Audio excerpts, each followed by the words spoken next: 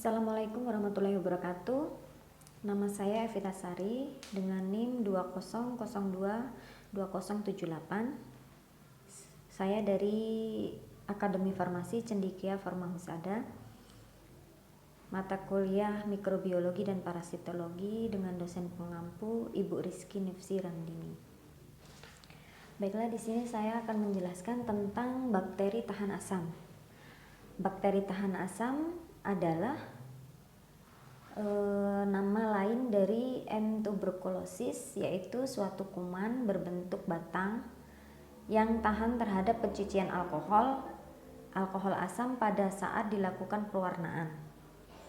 Bakteri asam menyebabkan suatu penyakit infeksi menular dan mematikan yang biasa disebut tuberkulosis atau TB. Hal ini pertama dideskripsikan pada tanggal 24 Maret 1882 oleh Robert Koch, sehingga penyakit TBC pada paru-paru pun dikenal juga sebagai Koch pulmonum atau KP. Sebagian kuman TB menyerang paru-paru, tetapi dapat juga mengenai organ tubuh yang lainnya. Dari karakteristik morfologi bakteri tahan asam, tuberkulosis tergolong ordo Actinomycetes familia Microbacteri dan genus Mycobacterium yang mempunyai banyak spesies, antara lain Mycobacterium tuberculosis, Mycobacterium africanum, Mycobacterium bovis, Mycobacterium leprae, yang juga dikenal sebagai bakteri tahan asam. Prosedur pemeriksaan BTA yaitu pemeriksaan bakteri tahan asam, atau merupakan salah satu pemeriksaan yang dilakukan untuk menegakkan diagnosis tuberkulosis atau TB. Pemeriksaan ini dilakukan untuk mendeteksi adanya bakteri penyebab tuberkulosis tersebut, terutama tuberkulosis paru.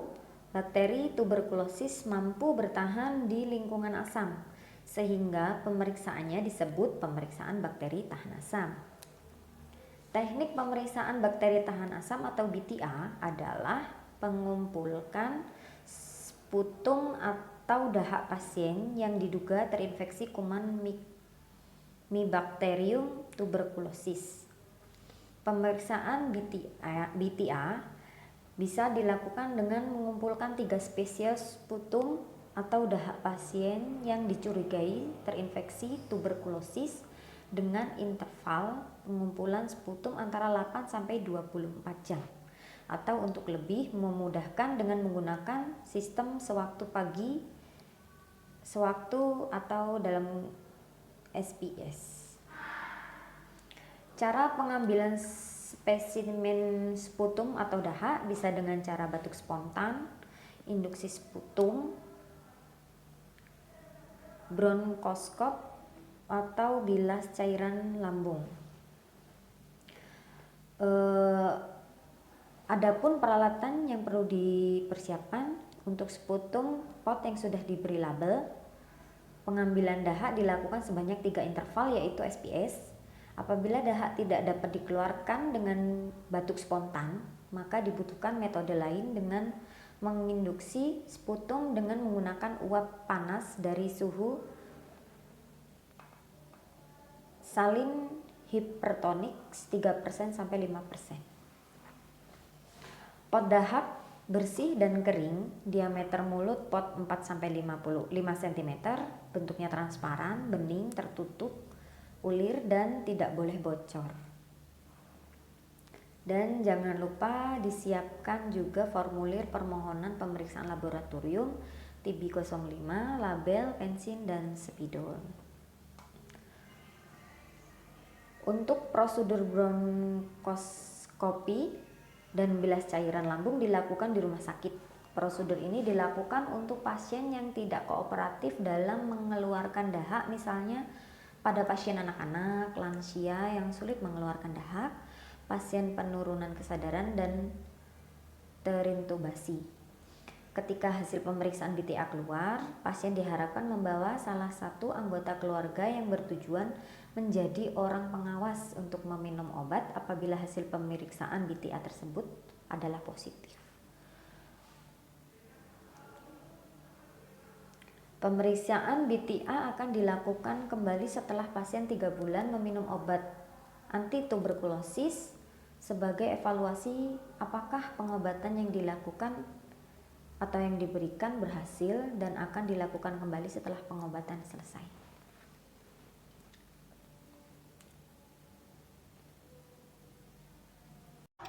Assalamualaikum warahmatullahi wabarakatuh. Perkenalkan, Mas Andres Purwanto dari kelas reguler NIM 2002065, mata kuliah mikrobiologi dan parasitologi, dengan dosen pengampu Bu Rizky Rifki Ramdini. Di sini saya membahaskan tentang bakteri gram positif dan negatif. Apa sih yang disebut dengan bakteri gram positif? Bakteri gram positif adalah bakteri yang dinding selnya menyerap warna violet dan mempunyai lapisan peptidoglycan yang tebal. Contoh seperti Lactobacillus protectus dan Clostridium arsania dan yang lain-lain. Ciri-ciri bakteri gram positif: mempunyai sitoplasma lipid membran, lapisan peptidoglycan yang tebal, dan beberapa spesies memiliki flagellum. Beberapa spesies memiliki kapsul polisakarida dan tidak memiliki kepekaan dengan streptomycin. Klarifikasi bakteri gram positif. Umumnya berbentuk satu sel atau sel tunggal atau uniseluler.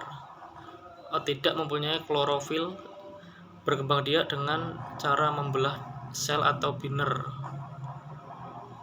Klarifikasi bakteri dapat didasarkan pada beberapa jenis penggolongan seperti klarifikasi bakteri patogen, Gracillicutus, bakteri gram negatif, dan Firmicutes, bakteri gram positif, dan Tannicutes, bakteri tanpa dinding sel, Archabacteria. Klarifikasi berdasarkan genetika, komposisi basa DNA,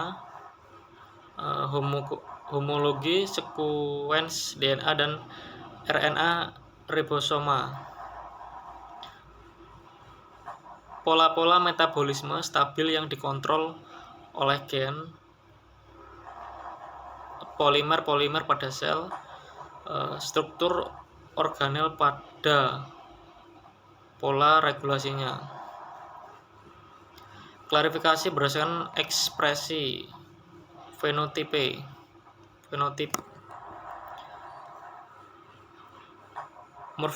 morfologi sel, morfologi koloni, sifat terhadap pewarnaan, reaksi pertumbuhan, serta sifat pertumbuhan.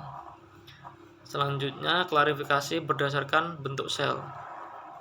Bentuknya bulat, bentuk batang, bentuk spiral, bentuk vibrio. Selanjutnya, klarifikasi terhadap sifat pewarnaan. Yang pertama adalah pewarnaan sederhana, diferensial, dan khusus. Klarifikasi berdasarkan sifat pertumbuhan, yaitu aerob, anaerob, serta mikroaerofilik. Klarifikasi berdasarkan metabolisme, bakteri autotropik dan bakteri heterotropik. Bakteri gram positif yang menguntungkan yaitu mikro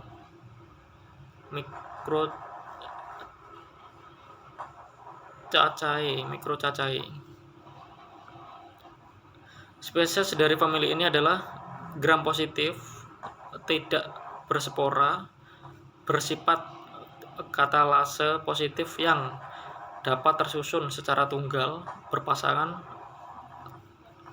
atau tetrat. Bakteri gram positif yang menguntungkan: Lactobacilli dan Streptococcus. Spesies dari bakteri ini umumnya memfermentasikan gula heksosa menghasilkan asam laktat. Seringkali bakteri ini berperan dalam produksi bahan pangan terfermentasi. Anggota dari genus Lactobacillus tidak dapat bergerak. Gram positif berbentuk batang yang dapat dijumpai secara tunggal, berpasangan, atau berbentuk rantai. Spesies Streptococcus tidak dapat bergerak, berbentuk bulat yang dijumpai secara tunggal, berpasangan, atau berbentuk rantai. Bakteri gram positif yang menguntungkan: Bacillacea. Dalam famili ini ada dua genus penting yang berhubungan dengan bahan pangan, yaitu Bacillus dan Clostridium. Bakteri yang termasuk ke dalam bakteri gram positif diantaranya adalah Staphylococcus, Streptococcus, Enterococcus, Bacillus, dan lain-lainnya ini. Bakteri gram negatif. Gram negatif bakteri yang dinding selnya menyerap warna merah dan memiliki lapisan peptidoglikan yang tipis. Lapisan peptidoglikan yang pada bakteri gram negatif terletak di ruang periplasmik antara membran plasma dengan membran luar. Contohnya bakteri gram negatif ialah Aeruginosa, Acinetobacter, influenza, Rhizobium, Leguminosarium, Salmonella, TB, dan lain-lainnya. Ciri-cirinya yaitu mempunyai sitoplasmik membran, kurang rentan terhadap senyawa penisilin, struktur dinding sel yang tipis yaitu sekitar 10-15 mm, yang multilayer atau berlapis 3, tidak resisten terhadap gangguan fisik, mengandung lemak pada dinding sel yang banyak yaitu sekitar 11-12. Contoh bakteri gram negatif yaitu seperti bakteri asam laktat, Legionella, Treponema, Vibrio, dan lain-lainnya. Seperti yang tertera di slide. Ini adalah contoh gambar perbedaan bakteri gram positif dan negatif.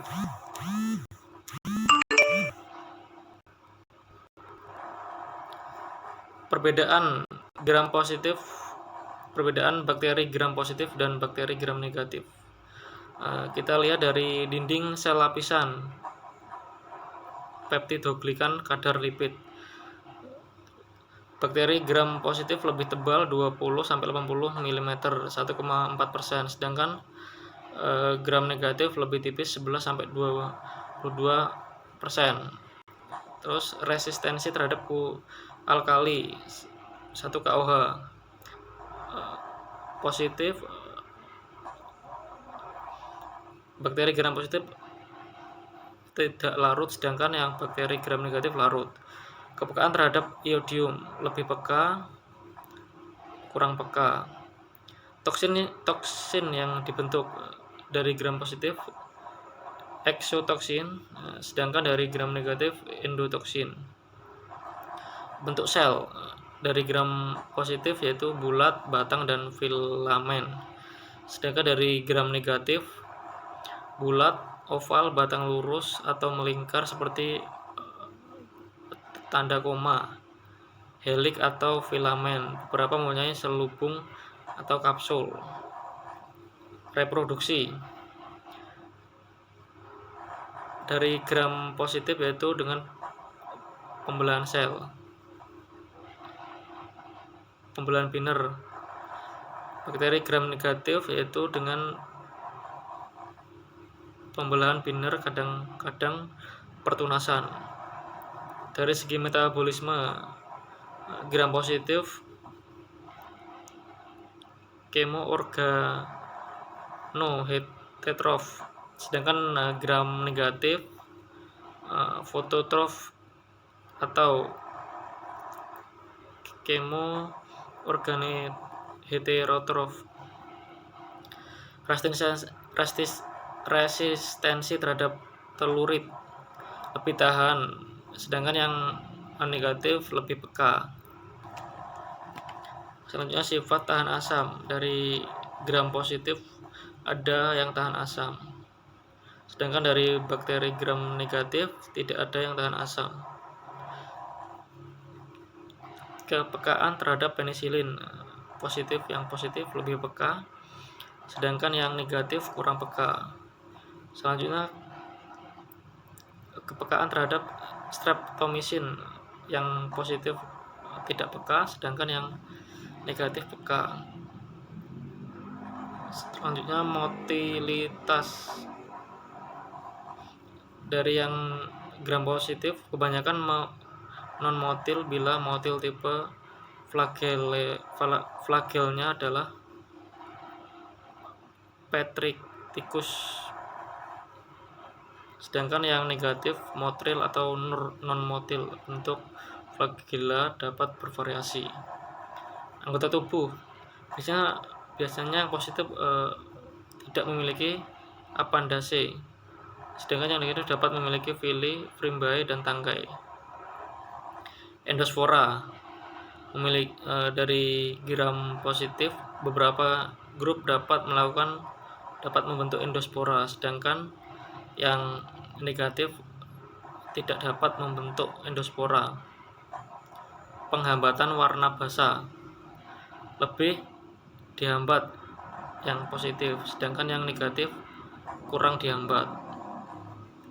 Selanjutnya kebutuhan nutrien. Kalau yang positif kompleks, kalau yang negatif relatif sederhana. Keterangan terhadap perlakuan.